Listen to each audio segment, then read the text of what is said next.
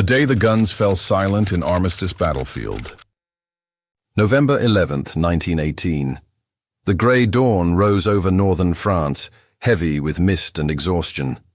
Along the ruined trenches stretching from the North Sea to the Swiss border, the guns that had shaken the world for 4 long years still stood ready, their barrels wet with dew. Soldiers on both sides waited in uneasy silence, watching the pale sky as if it might deliver the final verdict. Some smoked quietly. Others stared into the mud, too numb to hope. At 5 a.m., in a forest near Compiègne, an armistice had been signed inside a railway carriage. The war that had consumed empires was officially ending at the 11th hour of the 11th day of the 11th month. But on the front, death was not yet finished. In the rail car of Marshal Ferdinand Foch, supreme commander of the Allied forces, the German delegation had sat pale and hollow-eyed. They were soldiers and politicians who knew defeat, but not yet peace.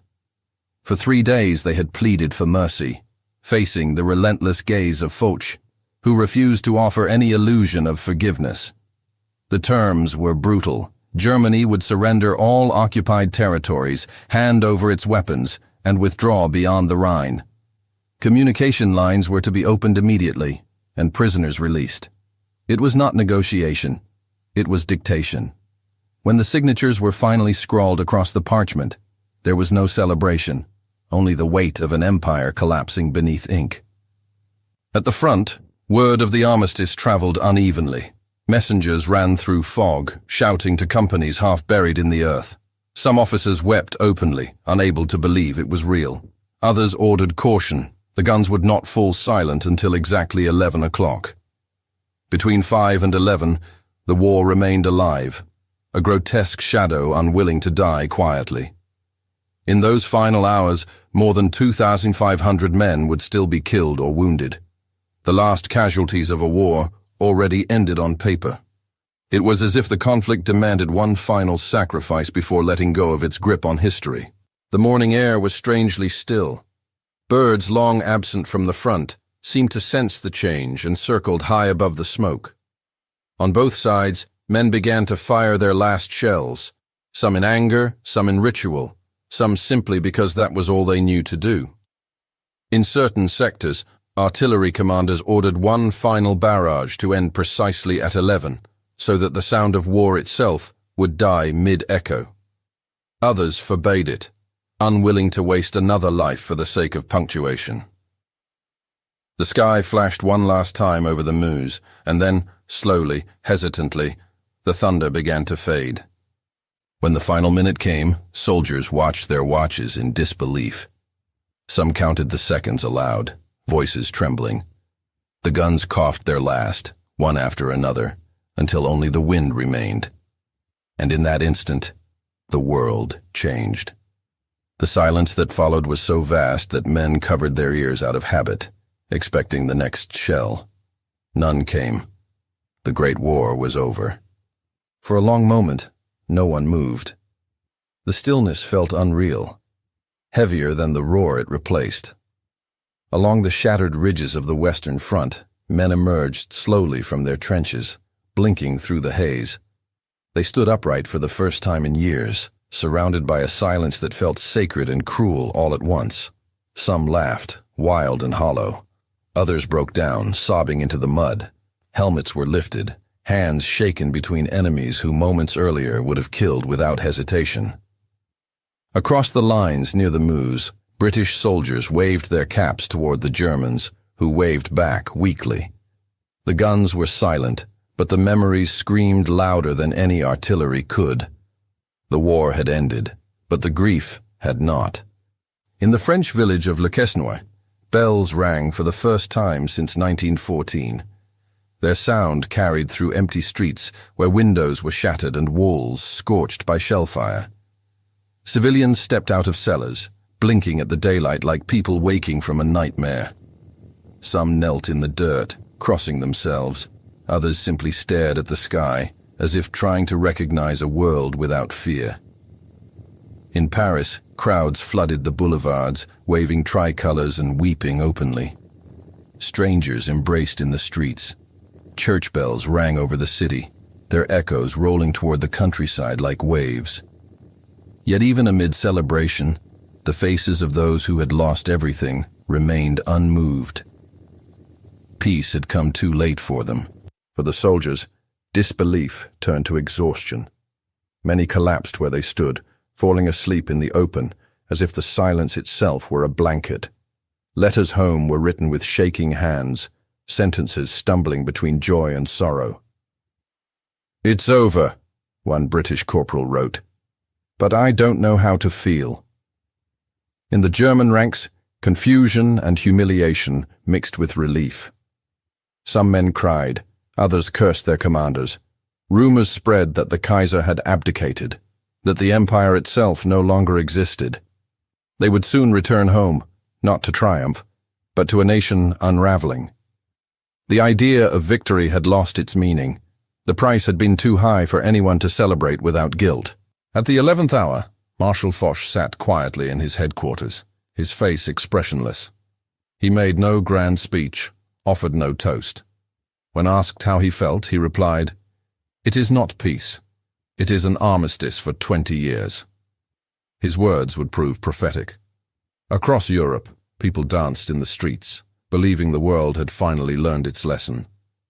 But beneath the joy ran a deeper current of unease, a sense that the scars left by the war could not be healed by treaties or parades. For every bell that rang in celebration, 1,000 families mourned in silence.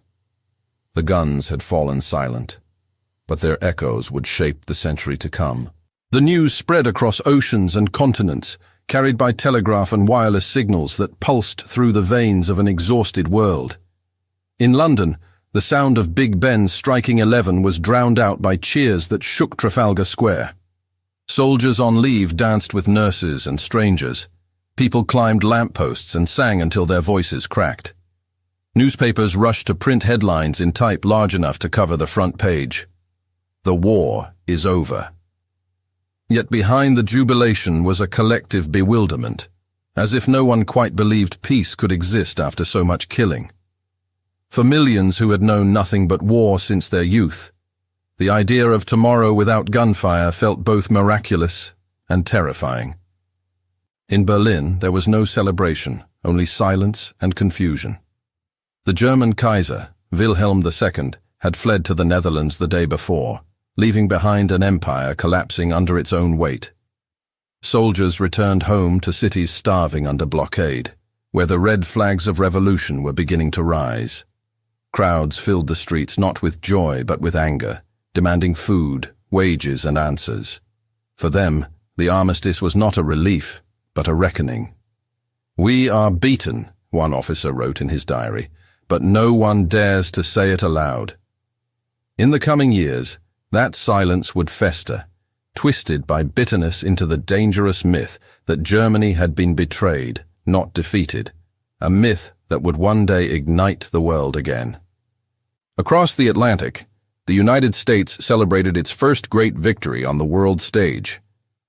President Woodrow Wilson declared November 11th a day of remembrance, calling it the dawn of a new international order built on reason and justice. In New York, ticker tape rained down from skyscrapers, and soldiers marched down Fifth Avenue beneath showers of confetti. But among them walked thousands bearing crutches, missing limbs, or hollow eyes. The war had birthed a new kind of soldier, not heroes in shining armor, but men scarred inside and out, haunted by sounds that would never fade. Their silence amid the cheering was louder than the crowd. On the battlefields, where celebration could not reach, men began to count the cost. Whole regiments had vanished into the mud, their names preserved only in casualty lists. Villages were gone, landscapes reshaped into moonscapes of craters and wire. The wounded were gathered into endless hospital trains, bandaged in white like ghosts. For medics and stretcher-bearers, the end of the war brought no rest, only more work as the final casualties poured in from the morning's last battles. Doctors whispered among themselves that peace would kill as many as war. Influenza had already begun its deadly march through the trenches. The Great War was over, but the dying was not. When night fell, fires glowed across the front lines where soldiers burned debris and boiled coffee for the first time without fear. Stars emerged through the fading smoke, and for the first time in years, the sky seemed honest. Men sat in silence, listening to the strange music of quiet. One British private wrote in his journal, "The silence is the loudest thing I have ever heard." As the hours of peace stretched into the night, the front transformed into something almost unrecognizable. Men who had spent years clawing through mud now walked freely across the scarred no-man's land that had divided them. In some places, they met halfway, shaking hands, exchanging cigarettes, even taking photographs together. The war had ended so abruptly that uniforms still bore fresh mud from the morning's battles. German soldiers offered tins of meat. British and French troops shared chocolate and bread. For a few fleeting hours, the world seemed to return to its senses. The hatred that had driven millions to kill evaporated into the cold November air, replaced by something quieter, weary, fragile understanding. But beneath that fragile peace lingered questions no one could answer. What had it all been for? What justified the mountains of bodies, the generations erased, the nations broken beyond recognition? No victory speech could fill the silence left by those who would never come home. In France, church bells rang for the living, but every village had its dead. Wooden crosses multiplied across the countryside, stretching farther than the eye could see. In Britain, telegrams continued to arrive, bearing the same cold words: missing, killed in action, no known grave. And in Germany, soldiers returning home found their families hollowed by hunger, their cities under siege by despair. The armistice had stopped the fighting, but it could not undo the war's invisible ruin. In the weeks that followed, the world tried to resume its rhythm. Borders shifted, monarchies fell, and diplomats gathered in Versailles to decide how peace would be written. The men who sat around that table believed they were shaping the future. In truth, they were carving the scars of the past into stone. The Treaty of Versailles would strip Germany of territory, military power and dignity, but not of pride. And in that bitterness, the seeds of another conflict were quietly sown. Across Europe, hunger, disease, and disillusionment spread faster than hope. The war had ended, but its echo was only beginning to build. Back on the Western Front, the trenches filled with rain. Helmets, rifles, and the bones of the fallen sank beneath the mud. Farmers would one day plow these fields again, but the soil would yield iron before wheat. Cemeteries began to rise from the ruins, rows upon rows of white stones, perfectly aligned, stretching across France and Belgium like fields of marble snow. Each bore a name, or sometimes only the words, "Known unto God." Visitors came in silence, tracing the letters with trembling fingers, searching for meaning among the graves. The soldiers who had survived rarely joined them. They carried Verdun, the Somme, and Passchendaele inside them, too heavy for pilgrimage. And on November 11th each year, the world pauses. Trumpets sound, flags lower, and for 2 brief minutes, silence reigns again. The same silence that fell over the battlefields when the guns finally stopped. It is not the silence of victory, but of remembrance. The breath the world still holds in memory of the day the guns fell silent, and history learned, if only for a moment, what peace truly costs. When the soldiers finally began their long journeys home, Europe itself seemed unrecognizable. The railways were jammed with troop trains, their cars filled with mud-stained uniforms and blank faces staring out through cracked windows. Bridges were gone, villages flattened, and entire regions marked off as zones of death, where nothing could grow. Yet for the men aboard those trains, the destruction outside almost seemed distant. They were thinking of kitchens that might no longer exist, of families who might not be waiting. Some had left home as boys and returned as old men before 30.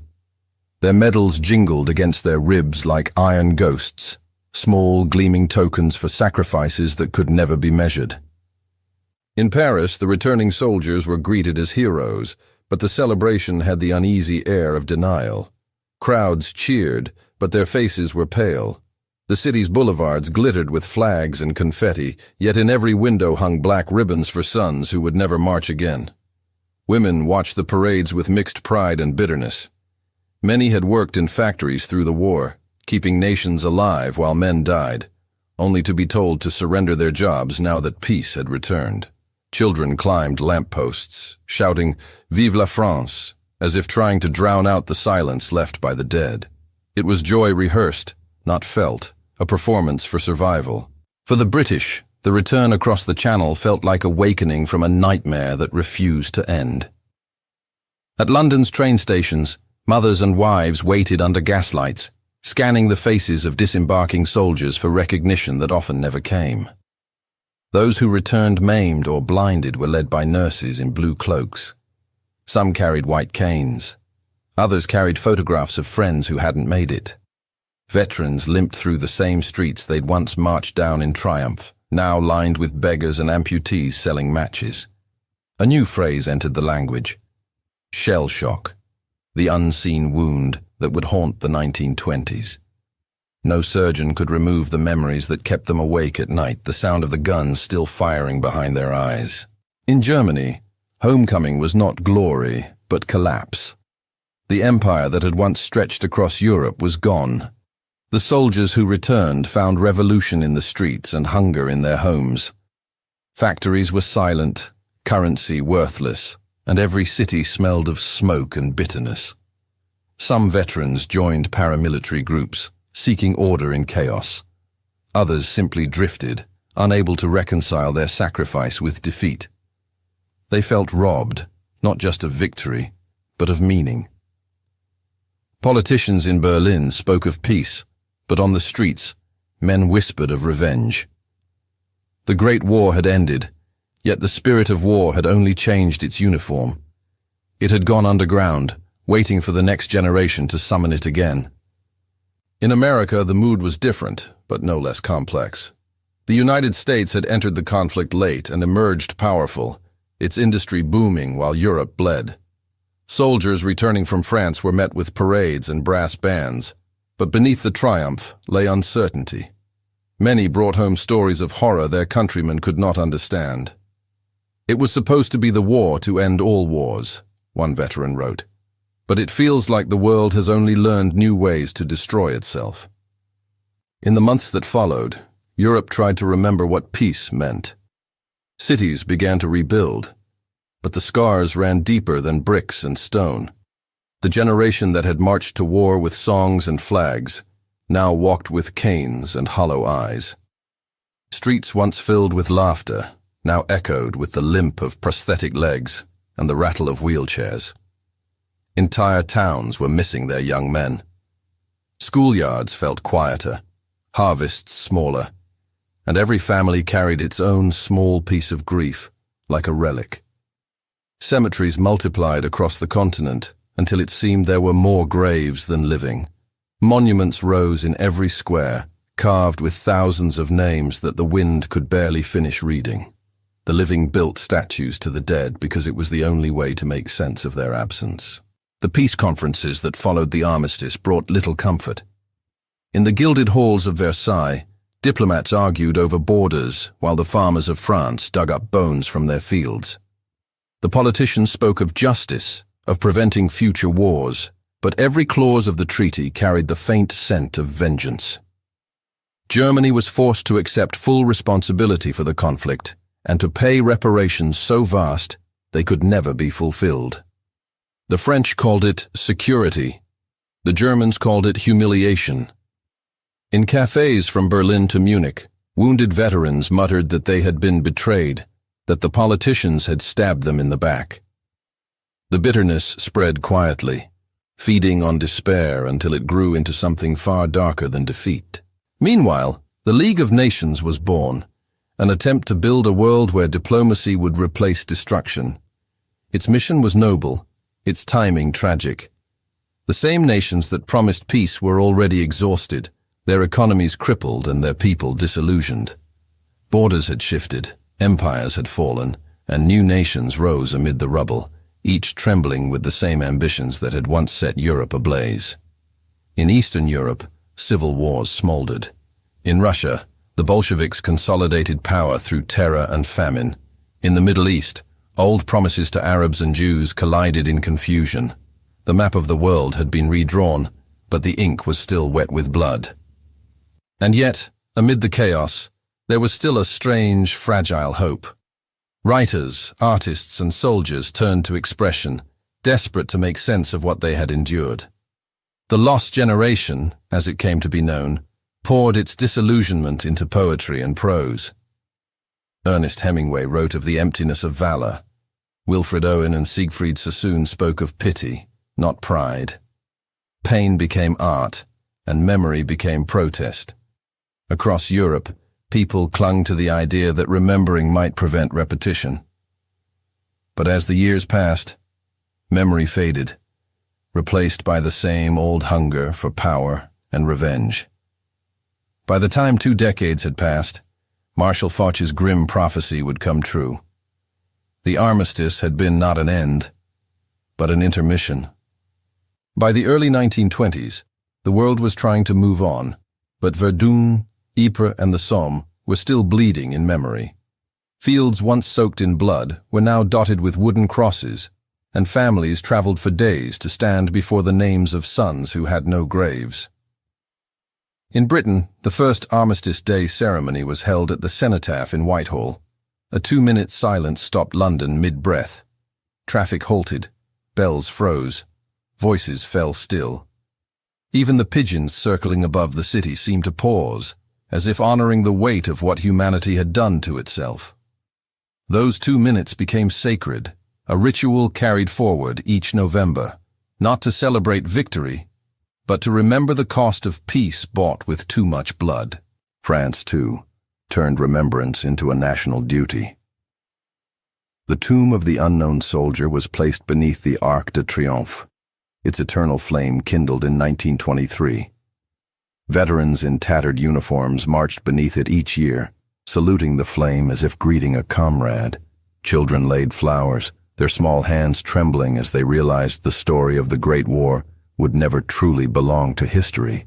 It had seeped into the soul of their country, into the rhythm of their national mourning. Every French village had its monument aux morts, stone pillars engraved with the names of men who had once filled its streets. Some monuments bore more names than the village had living inhabitants. The war had ended, but its shadow still stood in every square. In America, the sense of triumph gradually faded into quiet isolation. Having joined the war late and lost fewer lives, the United States emerged powerful but detached. Never again, the people said, turning inward as Europe rebuilt in agony. Soldiers returned to farmlands and factories, finding a nation eager to forget the old world's chaos. Yet the war had changed them too. Veterans formed the American Legion, advocating for those scarred in body and mind. On November 11, 1919, President Wilson proclaimed Armistice Day a national observance, a time not of celebration, but reflection. Parades were held, but the mood was solemn, almost reverent. It was the first acknowledgement that even distant victory had carried a moral cost. The Great War had made the world smaller and more dangerous than it had ever been. The 1920s rolled forward with a fragile optimism. Jazz music echoed through cities rebuilt over rubble, and people danced as if trying to forget. But memory has a way of resurfacing. Veterans recognized the rhythm of marching in every parade, the crack of fireworks that sounded too much like gunfire. Children grew up on stories of heroism, but rarely of horror. Governments called it the war to end all wars, yet nations quietly rearmed, experimenting with new machines of death. Tanks, planes, and chemical weapons, all improved, all perfected. The silence of the armistice was holding, but the world was already whispering again. Beneath the roar of progress, something restless stirred. The peace was temporary, the lesson incomplete. In the 1930s, the scars of the armistice deepened. The global economy collapsed, and with it, the fragile trust between nations. Unemployment and hunger turned old soldiers into agitators, their medals now meaningless against the emptiness of their stomachs. In Germany, veterans gathered in beer halls to mourn the empire they had lost and to listen to voices that promised revenge. One of those voices belonged to a failed Austrian corporal who had fought at the front, a man who remembered the humiliation of 1918 and vowed to undo it. He told the people that the armistice had been a betrayal, that Germany had been stabbed in the back by politicians and traitors. The myth took root, watered by fear, until it grew into a movement that would plunge the world back into war. Elsewhere, the memories of 1918 began to fade under the weight of new crises. The generation that had survived the trenches was aging, replaced by one that had not seen the mud, the gas, or the endless dead. The silence of November 11th still fell each year, but fewer people remembered why it mattered. The flames at the tombs still burned, but the world's attention shifted to the promises of prosperity and power. When new armies began to march in the 1930s, their boots echoed faintly against the ghosts of the old front lines. The Great War had ended with the hope of never again. 2 decades later, the world was proving it had already forgotten what that truly meant. And yet, amid the rising dark, the spirit of remembrance refused to die. Veterans gathered each year, their ranks thinning, their medals polished to dull glows. They spoke softly to the young about comrades lost and silence earned. "Remember the 11th hour," they said, "because the world can forget faster than it can rebuild." When war came again in 1939 and the guns roared once more across Europe, some of those old soldiers stood in doorways, listening. The sound was familiar, inevitable, heartbreaking. The day the guns fell silent had come once before, and they feared it would have to come again before the world truly understood.